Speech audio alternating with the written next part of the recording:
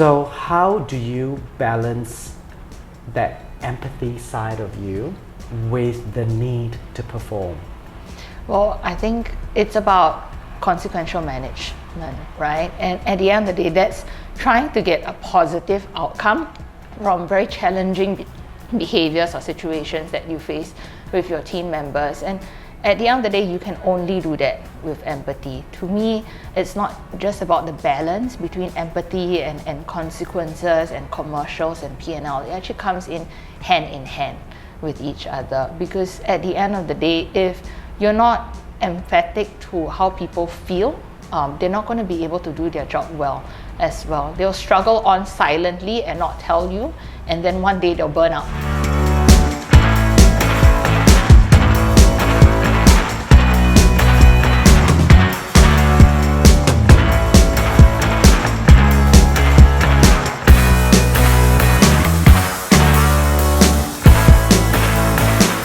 Petrina, thank you so much for your time. We are here to talk about humanistic leadership. So tell us, what does humanistic leadership mean to you? So, during the pandemic, I started reading up a little bit more about what it means to be a more human leader. All along, even at the beginning of my career, I always believed that respect is not given. It's something that is earned. So what does humanistic leadership really means to me? It means being able to gain the trust of my team members, but at the same time, it is also about empathy on 3 levels. And it's a very cognitive approach to it, right? It's being able to look at it from your team members' perspective. Because it's important to understand that my perspective could be very different from yours because of our experiences, because of our background. But if I'm able to put myself in your shoes and see things from your perspective, it then allows me to approach the situation from how you possibly would. And then for me as a leader to be able to understand why my team members made certain decisions in this manner. And then on another level, it then allows me to empathize with them a little bit better by relating to how they feel as well, because during the pandemic, everybody struggles with it differently.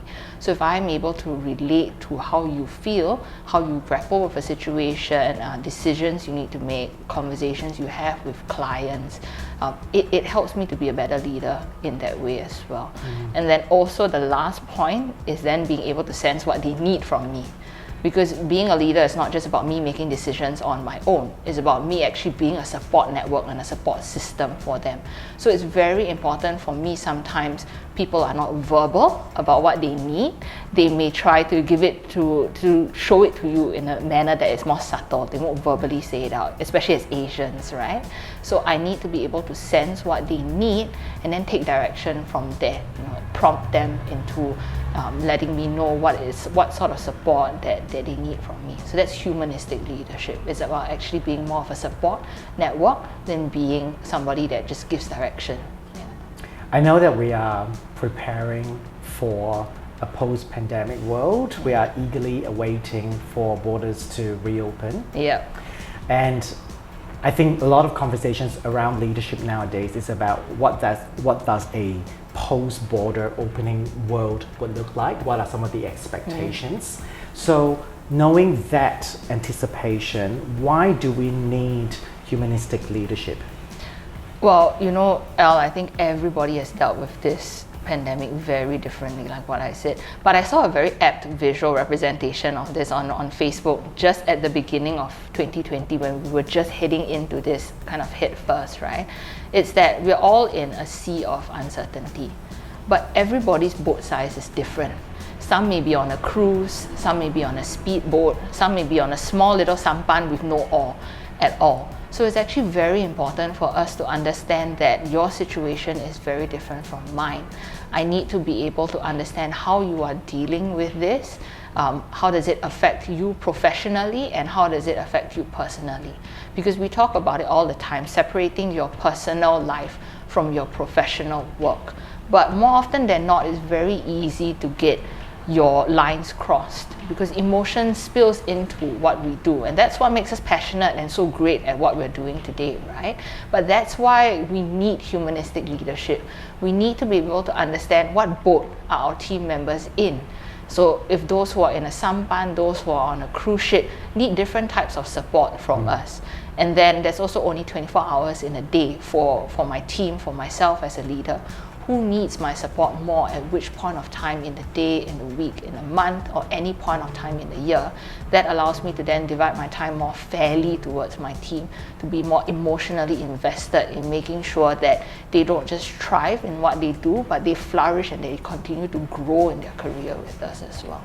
I like a couple of points that you make, even from the first question around being able to relate to each other. And the second answer, the answer that you have to the second question is around understanding resources around you. Yeah. You know, you are a P&L holder in your capacity, and obviously in any jobs, commercial jobs that we hold, commercial performance is one of the KPIs. Yeah. So how do you balance that empathy side of you with the need to perform? Well, I think it's about consequential management, right? And at the end of the day, that's trying to get a positive outcome from very challenging behaviors or situations that you face with your team members. And at the end of the day, you can only do that with empathy. To me, it's not just about the balance between empathy and consequences and commercials and P&L. It actually comes in hand with each other, because at the end of the day, if you're not empathetic to how people feel, they're not going to be able to do their job well as well. They'll struggle on silently and not tell you, and then one day they'll burn out, and then you lose a good staff, and then it takes more to retrain than to retain. That at the end of the day is my mentality when it comes to work. So it's important for us to also understand and be able to put ourselves in the shoes of our teams, so that we can then just give them a little nudge towards the light at the end of the tunnel and let them know that this is not the be all and the end all. It will get better from here, and whatever you need, I am here for you as well.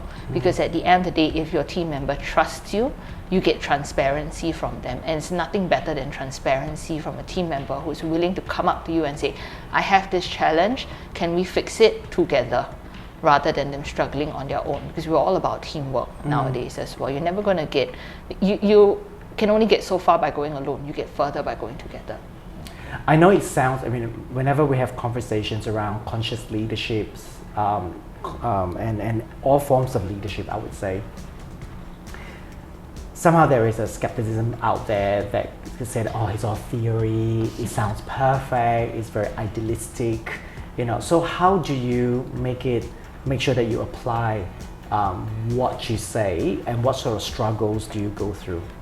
So I really think that it is idealistic, it is true, but aren't we all aiming towards a certain ideal in life? You will fall short, but they say aim for the moon and you fall among the stars as well. As long as you keep practicing it, as long as you keep a good positive mentality and spin towards it, everybody has areas for improvement. There is no such thing as a perfect mentor, a perfect leader. I have my own shortcomings as well, and I've been very lucky to have mentors of my own who have understood those shortcomings and helped me to come to terms with it, and then I improve from there as well. So I think that's going to be an interesting journey for every one of us. But yeah, it's important for us to take a moment sometimes to breathe, accept our shortcomings and our flaws, understand that it makes us who we are, and then be able to move on from that and grow from it as well. So having that positive mentality, it really is critical. It's fine to have flaws. It's important that you accept it and grow from it.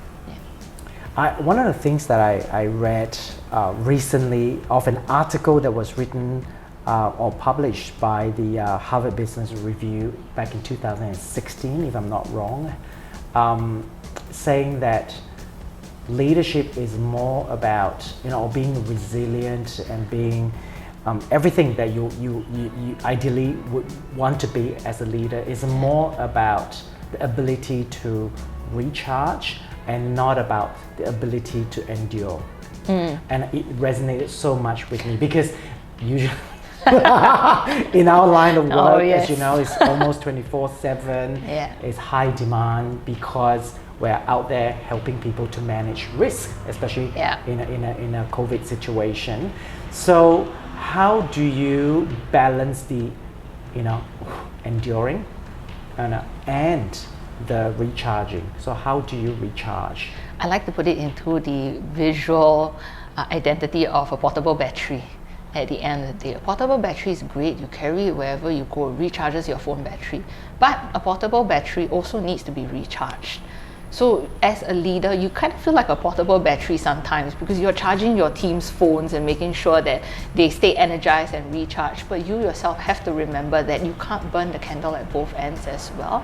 So what I do personally is I take little steps to recharge every day. I think one of my own shortcomings, and I'm very open about this, is I love to multitask. I always thought it was a key skill to success, but recently, because I've also been studying or just completing my studies, I realized that it's so easy to burn the candle at both ends as well. And if I don't take little moments out of my day to recharge or start the day on the right foot, even before the end of the day, I'm already exhausted, both mentally and physically. So what I normally do personally is I wake up early, I make sure I have breakfast. It is the most important meal of the day. I will forever thank my mom, and I've never understood that until just recently, how important it is to start your day right with a good breakfast. I started off by walking my dog, making sure that I get out in nature, because otherwise 8 hours a day I'm staring at a computer screen as well. And then little pockets of breaks throughout the day, if it's just staring out the window and reminding myself what are one or two things that I'm thankful for in that day itself. I could be thankful for having the right team to support me. I could be thankful for still having a job in the pandemic, having the opportunity to work from home has its benefits as well, but also being in Singapore. So small things every day that I'm thankful for, that actually helps me to recharge every day itself. So I don't wait till I burn out. Do you share with your team that, oh my God, I'm gonna need a recharge because I'm towards the end of my tether? How do you communicate with them in that sense? And is there any fear of if I communicate that with them, does it mean that I'm feeling already quite weak?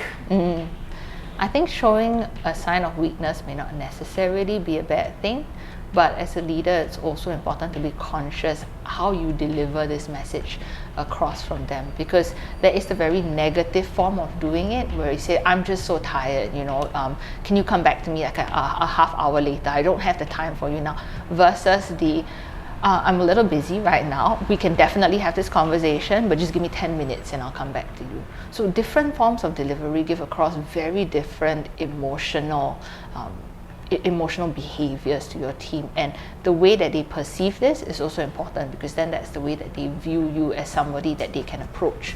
Because if you come off negatively, the next time they come to you with something, they're going to hesitate a little bit, and you don't want that hesitation.